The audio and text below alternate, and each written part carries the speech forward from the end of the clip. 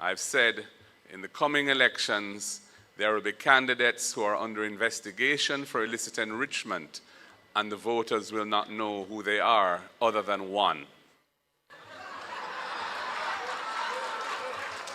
Good evening, ladies and gentlemen, and of course our incoming Prime Minister. We called it, they confirm it, and we will win it.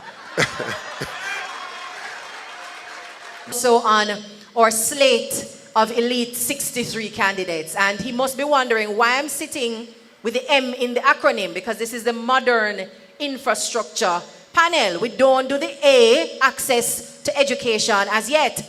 Rest, trust me. On this side, we can spell Jamaica. I have been the doctor who decides who gets a bed and who gets to sit in a chair for days because there are no more beds. I have been the doctor who decides who gets oxygen because oxygen is low. I have been a part of the medical team that has decided who gets to go into ICU for that one available bed and who has to die. And that is not a responsibility that you would want to wish on your worst enemy, but it is a responsibility that is faced every day by our healthcare workers.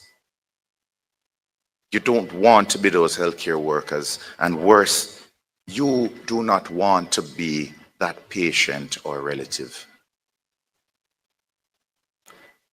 Billions wasted, millionaires created.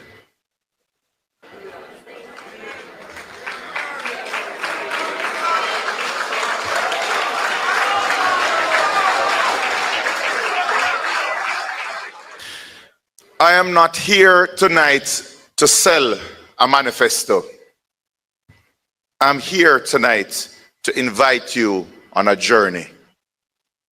It is a journey of creating a world-class healthcare sector. It is a journey towards good healthcare with dignity, where you are treated like and feel like Smaddy Pickney. The people have suffered long enough. They have cried too often. Billions spent with lives not saved, but friends enriched.